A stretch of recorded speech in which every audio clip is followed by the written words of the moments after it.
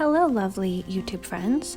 I am going to walk you through a new buttercream flower that I have recently been working on. Here you can see some examples. I was playing around with some leftover buttercream, which is why they're such a weird gray color. But I have this really cool dahlia flower to show you. So I'm just gonna quickly add some color into my buttercream, and then for each of my piping tips and piping bags, I'm going to add a couple different colors, and this is just to get more of a realistic flower sort of vibe going on. So in this first piping bag, I'm spreading some darker rose pink along one of the corners. This is a 124K ateco piping tip that I have there, and then I have some lighter rose that's going in the rest of the piping bag. Another piping bag that I'm going to color very similarly, just with a bit of white as well, is a Wilton 81 that you might be familiar with if you have made any other like mums, chrysanthemums, or any of those kinds of flowers before. So I have those in my pinks and whites, and then I also have a Wilton number 1 tip that just has white in it, and then I made an orange color that is in a Wilton 233 for the center of the flower. So now that I've got all of my buttercream, I have my flower nails, I have some squares of parchment, we're ready to jump into this flower experiment. I am not super experienced with these flowers, so take everything I'm saying with a grain of salt. Also appreciate that buttercream flowers, any kind of pastry, really is creative expression. This is my version. You do not have to agree. I am okay with that. You do you. This is just my interpretation. So I made a ring of buttercream just to get a little bit more depth in my flower, also because I don't have a cone flower nail. So then I'm going in with that 124K tip, and I'm just going back and forth along that ring that I made, which is both acting like a guide, and then as you see, the edges of those tips are kind of falling over, and it's creating a little bit more dimension. Now I'm switching over to that 81 tip, and I'm just pulling from the inside to the outside and letting go.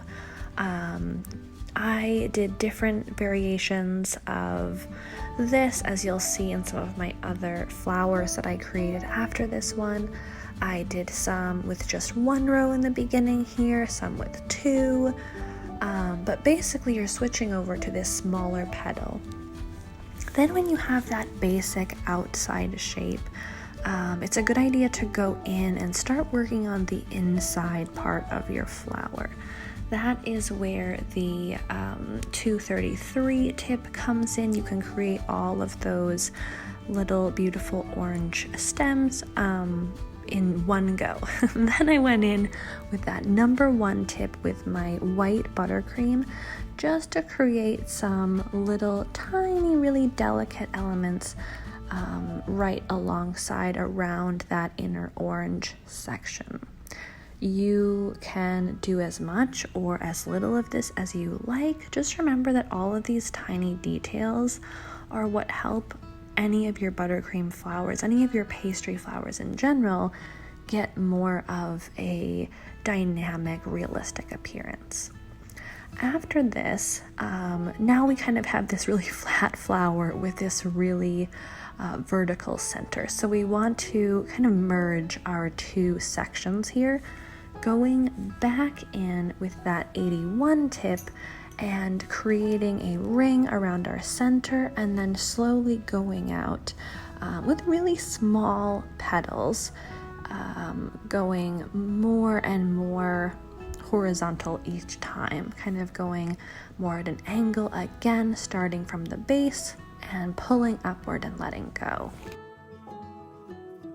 After you've added in petals to your heart's content and you're satisfied with the appearance of your flower, just slide it onto a baking pan or something And eventually that pan will go into your refrigerator or freezer to firm up a bit before you stick them onto the cake. So I'm just going to go through and do this process a couple more times. Again, this was new to me. Besides those practice flowers in gray that I did, this is the first time I've created this flower.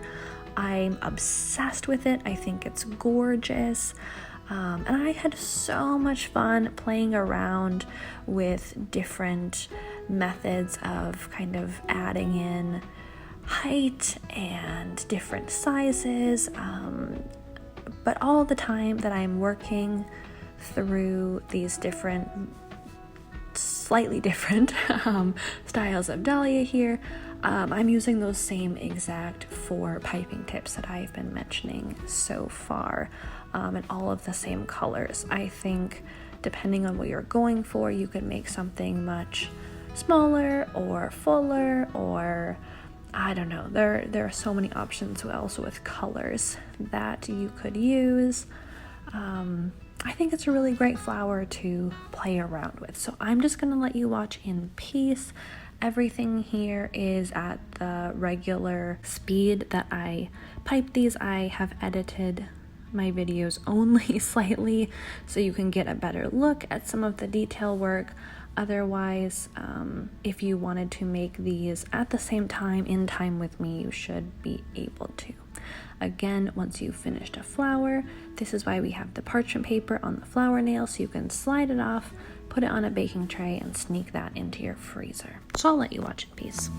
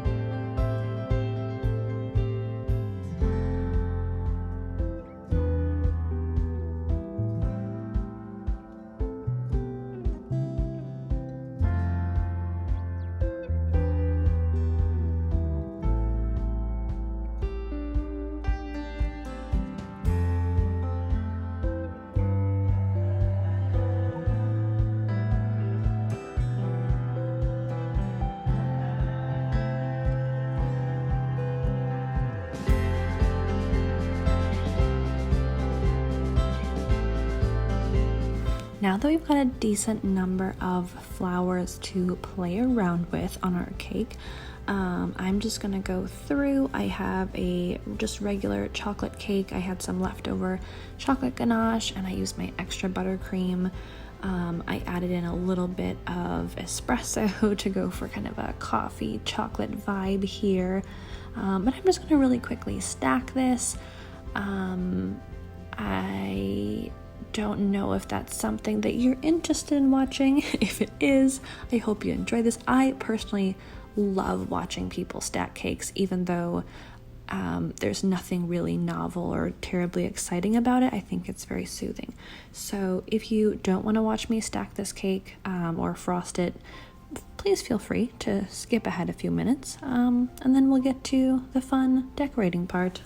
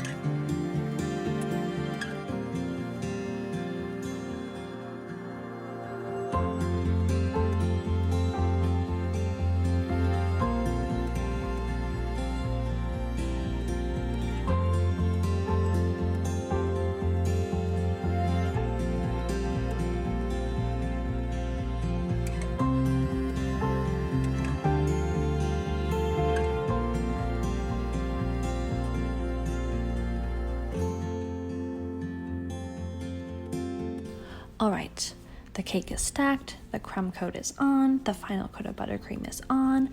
I've just pulled out my flowers where they were resting in the freezer. I've got a little bit of extra buttercream and then some that I colored green, a couple different greens in those piping bags. And before I add any of my flowers, I'm just going to pipe a couple of really loose, vague leaf shapes here on the top of my cake. And then my idea with these was just to make a really big pile of flowers in the middle, kind of like it's almost a bouquet or something like that. So I'm just kind of going for it. I don't want to cover every single square inch of the top of the cake, but I do want it to be relatively full of green, and then with that big mound of flowers in the center. I don't know about you, I don't love eating buttercream that's been colored. So while I do want the green buttercream leaves to be visible around the pile of flowers that will eventually come into play, As you can see, I'm avoiding the center of the cake because no one is going to see that. That's going to be buried under all of the flowers. So unless you really love eating green buttercream, just leave that alone.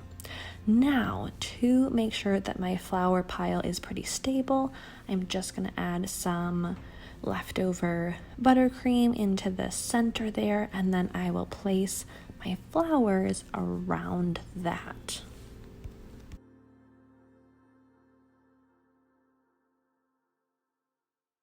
Okay, finally it's time to add on these flowers.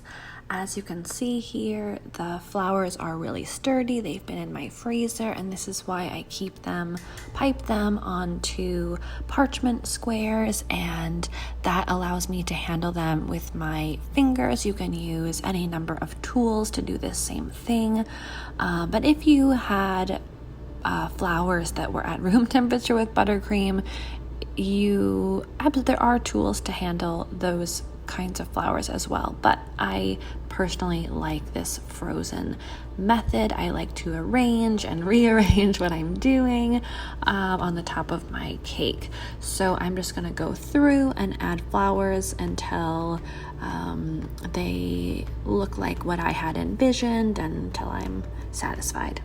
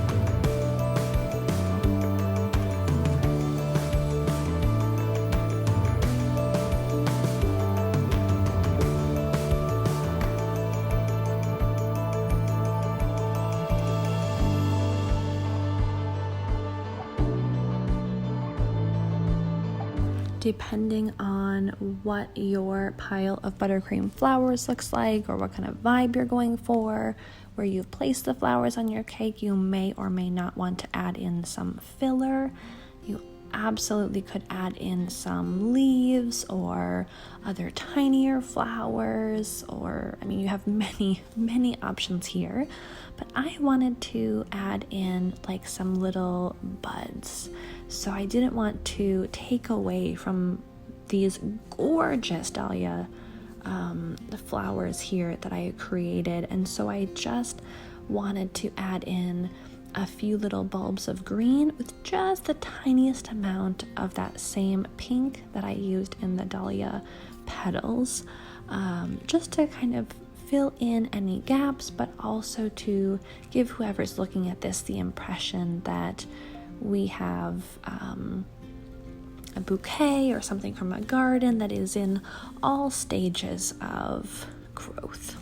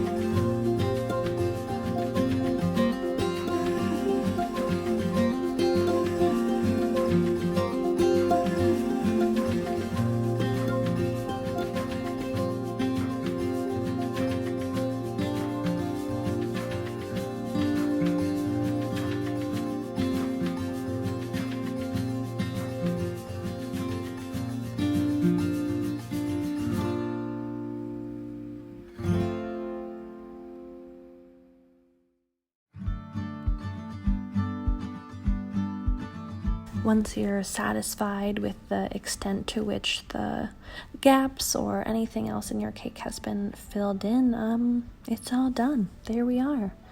A lovely little dahlia cake, perfect for spring, or if you are like me and love looking at flowers any time of the year. I really hope you enjoyed this little kind of tutorial.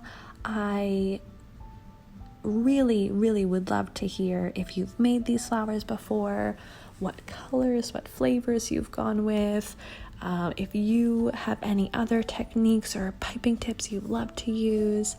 I just think that they're a really creative, fun, different flower. Alright, thank you so much for watching.